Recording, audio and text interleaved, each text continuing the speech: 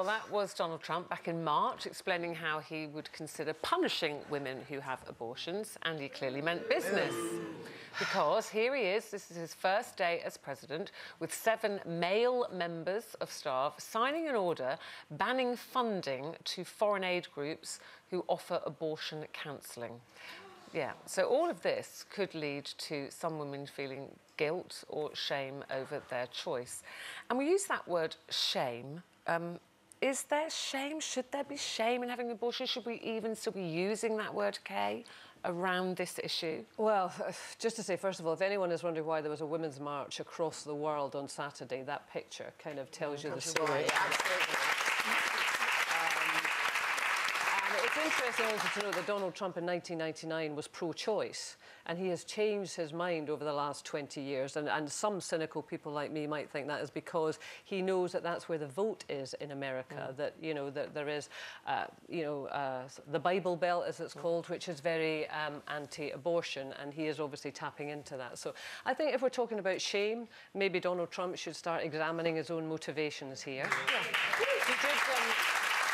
He did at some point, I'm sure he tried to kind of backtrack on the punishment side of that, didn't he? Yeah, at some point. But I think, and the thing, this is money that's sent around the world to groups that are offering women counselling, which also includes contraceptive advice and things. So you kind of think, well, if you take that funding away, then the pregnancy rate might go up. And the information that's coming back from these groups, that work in these countries, that are on the ground, that know it, that the consequence of this is that women will die as a result of effectively backstreet abortions. And if you go back 40, 50 years in this country, it was the highest cause of mortality in women, backstreet abortions. It's not going to happen. We know that AIDS is a major problem in the developing world, and they're talking about, changing their policy on family planning. The consequences are huge. The people on the ground are saying don't do it, and he presses ahead. I still think despite how much we do talk about it, we've done it on this show several times, I think women still feel they're being judged, and the judgment is not always a good one.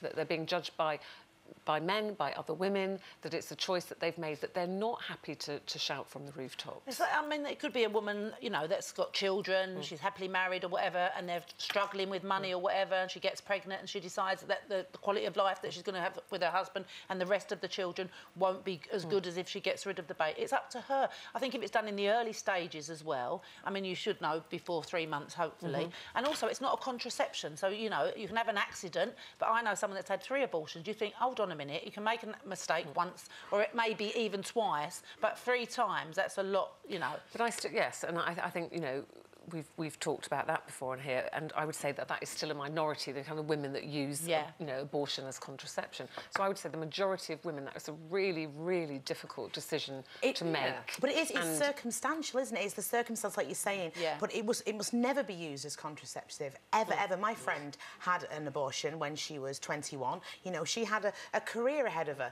I know for a fact that there's only myself and my mum know about the fact that she had the abortion. It's no one's business. She is living with that guilt every day of her life. But see, that's where we've got to stop. Some women might feel guilty, and that's their entitlement to feel guilty. But some women don't feel guilty. We always have this conversation. When we talk about abortion, have you had an abortion, whatever, the second question is, do you feel guilty? It's always on the table. It's always in the same sentence. Shame, guilt, abortion. We always put them together. And why do we make that assumption? I've had friends who've had abortions. It's been a difficult decision, but they've come out of it and they say, well, no, I might feel sad, I might feel relieved, I might feel all sorts of emotions, but I don't feel guilty because I genuinely sat down and made the decision. The thing is, for the people right who reasons. are I think it's a lot of the language that is used with people who are pro-life, and that's absolutely their prerogative. And a lot of it has a religious basis, and they believe very strongly. They're very against abortion. They have very strong religious views.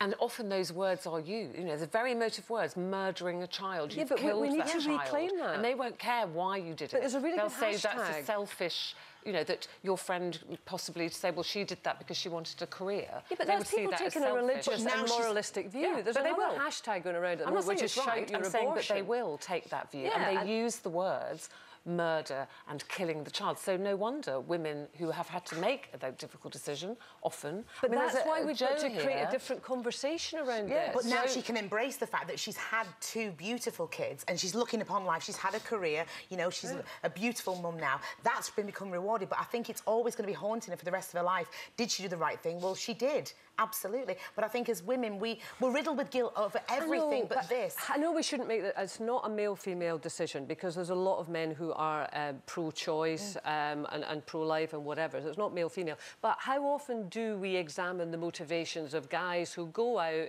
and have recreational sex with anyone that they meet on a Friday, Saturday night, who never use a condom and have no interest as to whether or not the woman's pregnant at the end of it? We don't judge there. No. We don't say, do you feel shame? If you thought that got heated, wait until you watch these and click here to subscribe. You may as well. It's totally free.